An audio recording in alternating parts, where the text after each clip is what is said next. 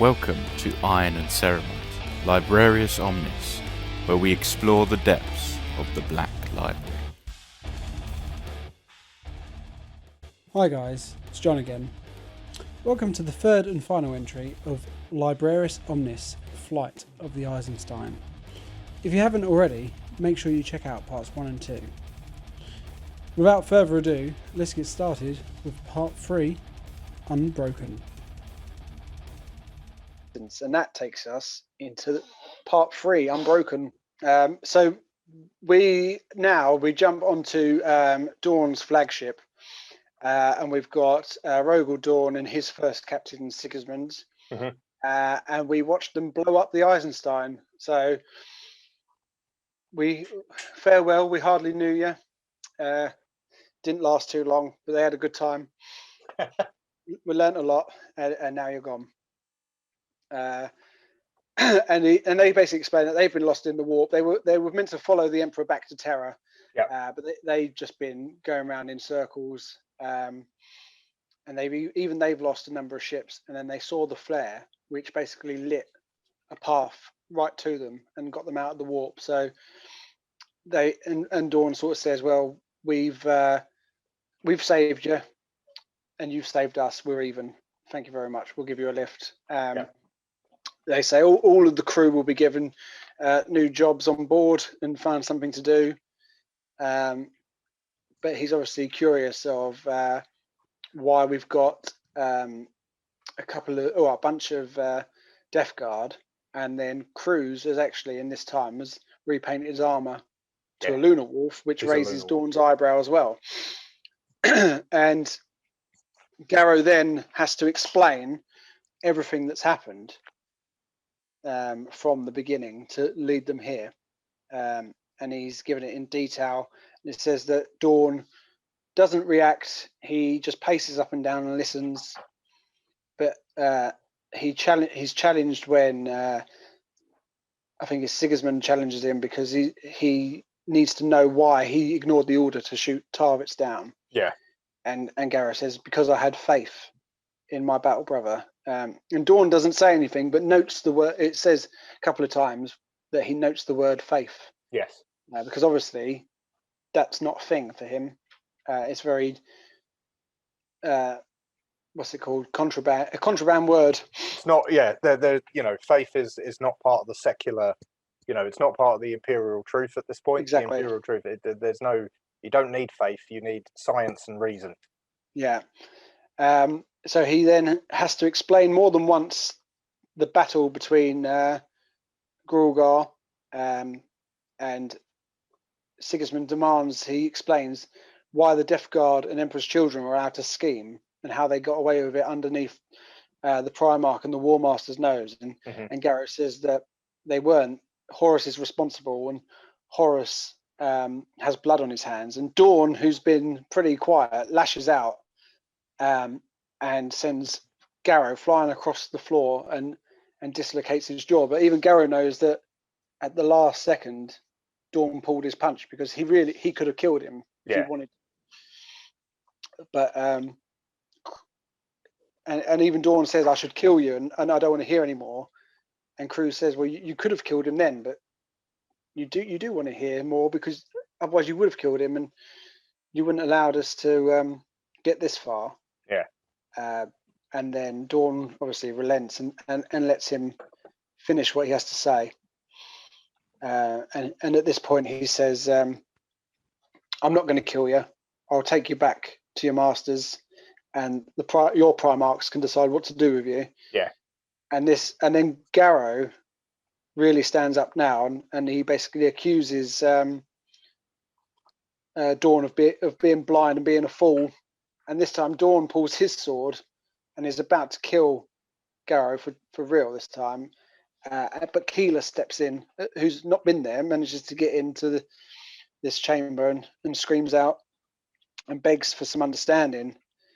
And Dawn, even though he could probably just have just had them all killed and gone on with it and refused to accept it, for whatever reason, allows Keeler to talk, and they bring Mercedes in, and we find out that her skill isn't just being a documentarist, but she also sort of doubles as I guess a projector for her memories. That's it. Yeah. And she plays and she tells them none of this is altered. This is just how I've seen it. And she plays a few scenes that we've seen already that she's been witness to, and then focuses in on Horace giving his speech in the chamber as the virus bombs are being launched. Yeah. And Dawn is watching it and notices, he sees Horace there, and obviously he can't believe it, but he can see there's something not right with how Horace is carrying himself, and it's not the Horace that he knows. And he sees enough basically that he needs to know, and he kicks everybody out, and he says, "I'm going to go gather all the captains for council," and he goes back to his chamber. Yeah. And it's quite interesting here because obviously he just leaves, and Keeler and Garrow have a moment, and Keeler's crying, and Garrow asks her why. He says, I'm crying because Rogel Dawn can't. With this news, we've broken his heart, and nothing will mend it. And it's just another thing of, even though there's been the bluster of, I don't want my brother to be in charge, I want to be in charge. Yeah. To see that actually Horace has turned traitor after all this, it's actually more painful than I think we expected, because they're just warriors, aren't they? Who have to be for Rogel Dawn now has to be stone faced and serious, and he can't show anybody his emotion. But obviously, yeah, he can't believe that Horace could fall that low. He just can't. You know, I think that's the one thing you get. Like, I think you got. Following this series, I've got a lot more time for Rogel Dawn as a Primarch. Yeah. Like you don't really give him his due to begin with, but actually, like he is stoic. He's ultimately he is a soldier, right? That's his piece, and he's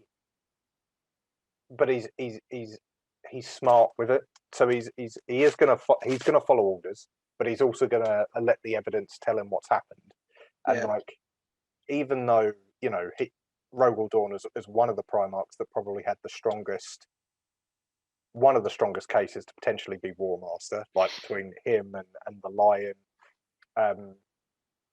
He was like, fine, it's Horace, that's fine, I will follow him because he's my brother. And so this is bad news for him. Like, this is not what he wants to hear. Like, what he doesn't know is like the reason he couldn't be War Master is because the Emperor needs him to be the Praetorian on Terra. But that's an entirely separate piece. I'm sure we'll get to that soon. Yes, but that kind of, as I said, that's what breaks his heart, is that ultimately he is a soldier and he believes in this grand vision, and this is the start of that falling apart. Yeah. And then Garrow is still with Keeler, and he says, I know I'm of purpose, but I don't know what that purpose is. He's still having this crisis of, he knows he needs to do something. He survived for a reason, but he's still having a hard time convincing himself it isn't just luck and there's something more going on.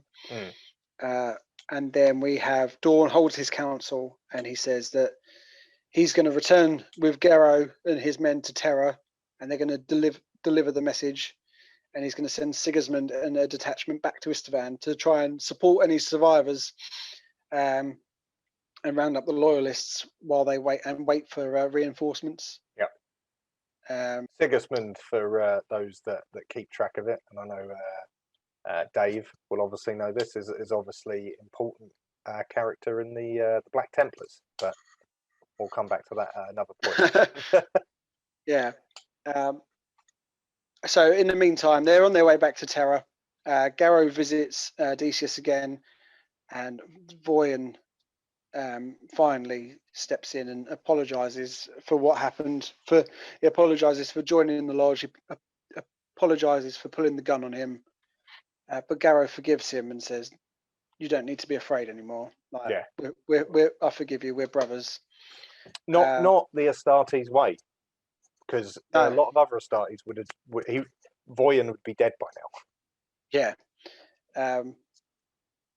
but I think he knows he needs him. Yeah. He's obviously, for one reason, he needs him because he's been keeping Decius alive, and he also sort of says, "Well, I always asked you to tell me the truth, and that's what you've done. Yeah. Even though you've disagreed, and he ultimately hasn't listened to him, but he still has valued his opinion, even if he hasn't displayed it in the most appropriate way." But yeah, so they're forgiven. They enter the Sol system, and as they're passing Neptune, Dawn summons them and says that they're being flanked by the Sisters of Silence. Yeah. And he's been told by them to keep Keeler isolated. And he said, well, the only reason they're doing that is these are psycho hunters. So what have you brought aboard my ship? Yeah. Is that he said, and he says to him, I don't distrust you, but I don't trust you because I've found you in the middle of nowhere with one now lunar wolf and a bunch of your men. And I know you've shown me this story, but how do I know that what you're telling me is true? Because I haven't had the chance to speak to anybody else.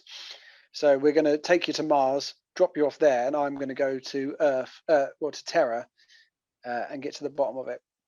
Yeah. And Garrow's obviously not too impressed, but accepts it anyway. Like he wanted to get to Terra, right? He's so close, but he's got to stop at the moon first.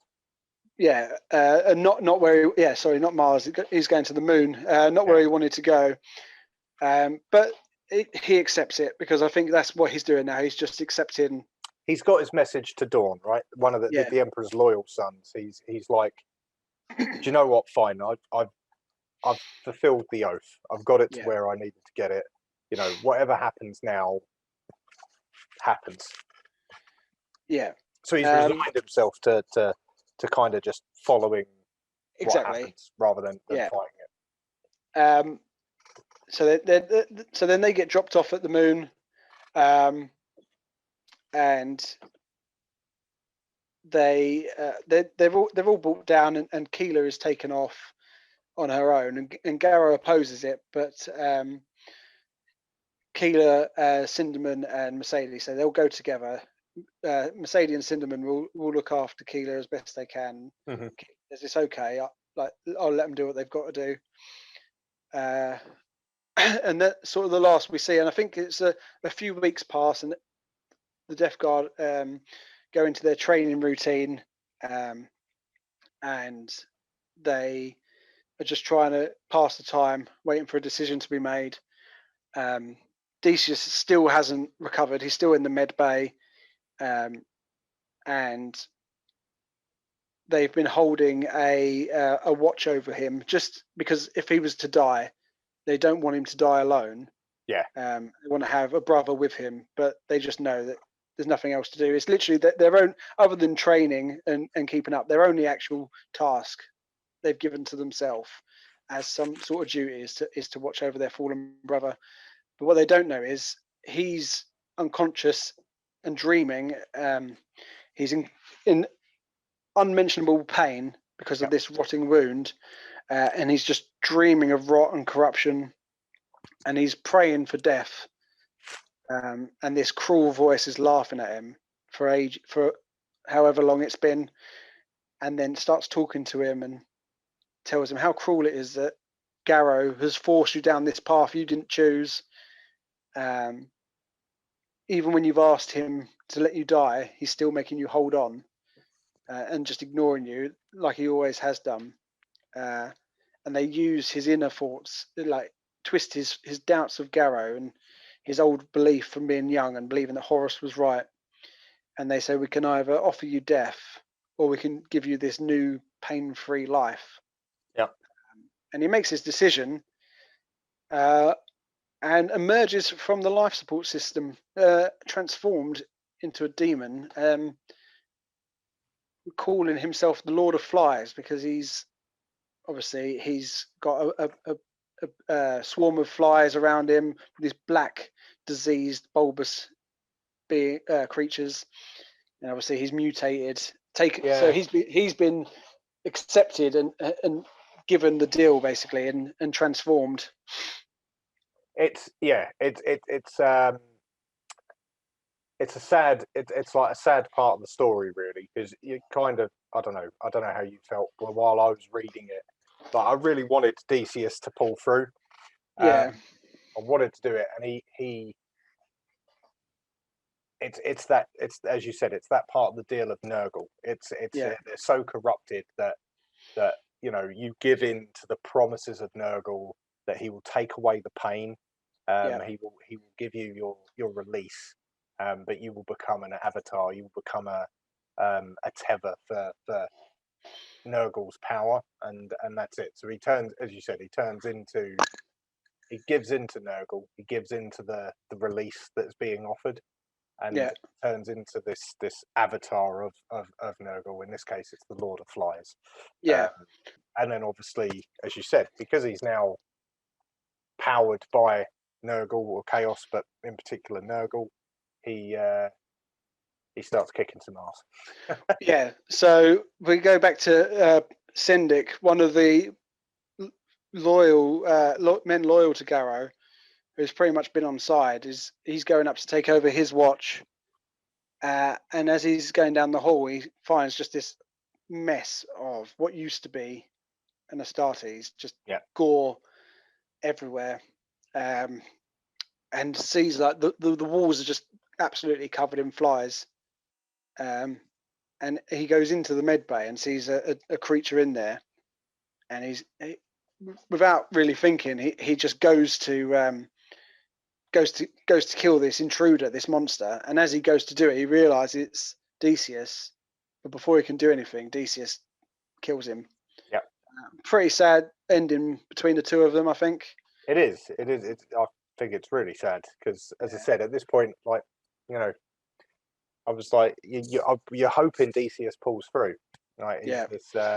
This vibrant youth in the Death Guard that's all about, you know, running around punching people, and it's like almost there's an innocence to the way he went about war, I suppose. And that's kind of been stripped away over the course of the book. Definitely. And then we didn't really touch on it, but between those two, they've always had, there was a bit of a thing, and right when we first met them, they were playing, I can't remember what the game was called, but their version of chess, where Sendik was beating him. And obviously he wasn't taking it too well, and they kept saying it's because you're young and stupid and playing it off as banter. So they did have a brothership before, and obviously this is the way that it had to end. But so Garrow is meditating, and hears Keeler call out his name in his head again, and he gathers Haker and Cruz and some others, and they run up to the med bay and find the remains of Sendik and the other guy. And as they're inspecting the chamber, they hear the gunfire and run towards that.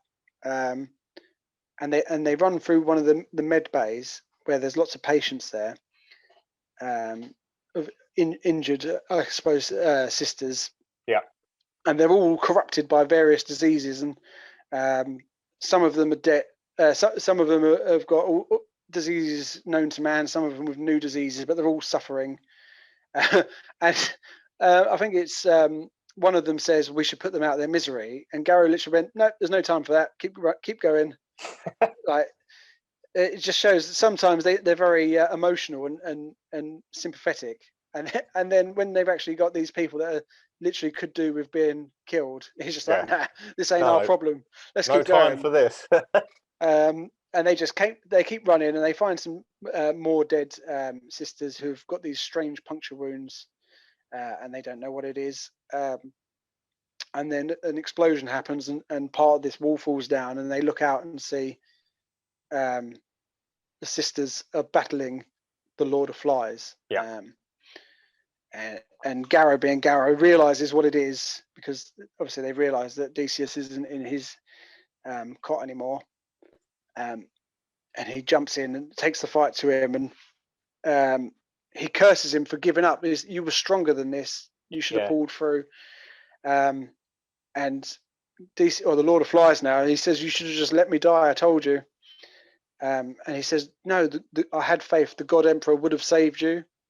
And then they just go into battle, and somehow I think it's that something's broken or a hatch is open, and they get sucked out into space.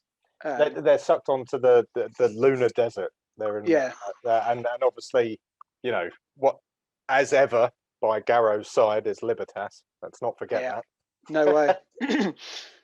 Yeah, they basically have their final showdown, and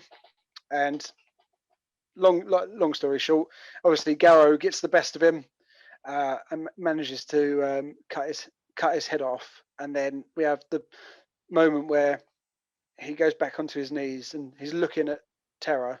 Yeah. And then he officially, like he says to the God Emperor, "I'm yours," and gives himself over and fully accepts his role in the universe and accepts this new religion and faith that he has. And that sort of leads us on to the last chapter, where I'm not too sure how long it says it is. I don't know if it's a couple of days or weeks or whatever. But Garrow is meditating, and he knows now the Lectitio Divinatus off by heart, and that's just his mantra now. Yeah. And then he's summoned back to he's summoned back to another council, and where he finds Cruz.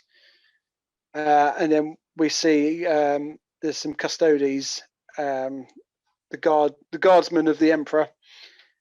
And obviously, I think he gets his hopes up for a second, thinking that the Emperor's come to see him. Yeah. But then we meet Malcador, the right-hand man. I don't know too much about Malcador, other than I know that he's sort of that speaks for him, doesn't he? I won't. Yeah. So Malcador the Sigillite. He's he's as I said, he's the Emperor's like he's the Emperor's representative. He's the First Lord of Terror. He is not only the Emperor's sort of chosen representative. He's also an incredibly powerful psyker, and he's also the Emperor's friend. Okay. There are potential rumors that he was also a perpetual, which is effectively the Emperor's a perpetual as well. So perpetuals in the 40k universe are effectively invincible. Right. They can still be killed, but unless they're killed, they would live forever. Okay. Is he? Sorry, is he Astartes? No. Or, no, just human. He's a human psyker. So it's interesting because you'll come into it in other books and stuff like that. But some of the Astartes refer to him as uncle, because that's how close him and the Emperor are.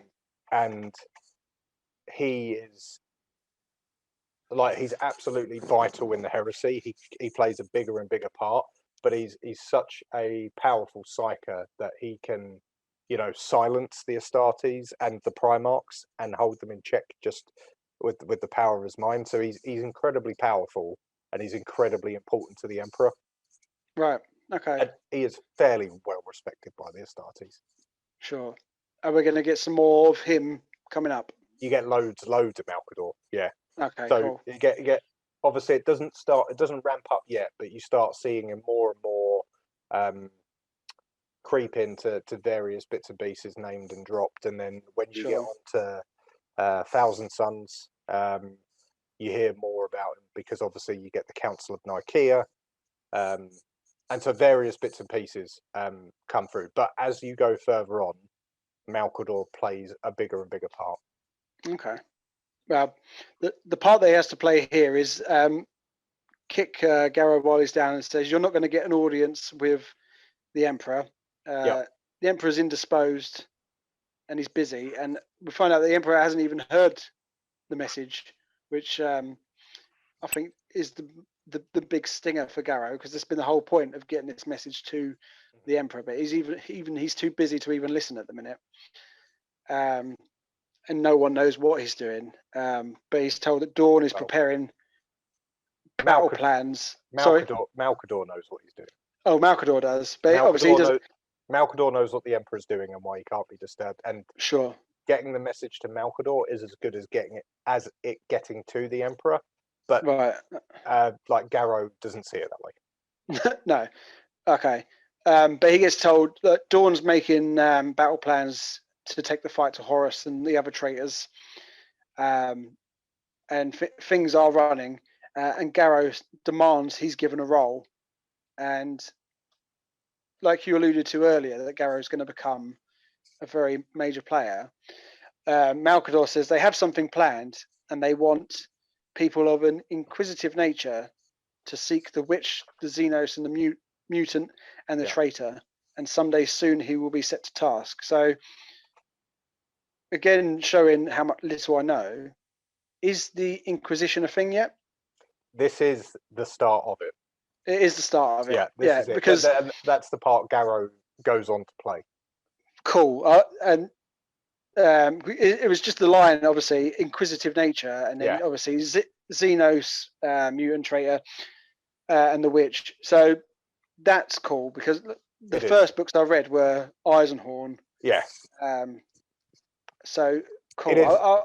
It makes me really excited to read more now to catch up with Garrow again. Yeah, exactly. It's exactly the same. Like it's amazing because, as I said, it's as he mentions here, like Malkador is like, you've got to go and,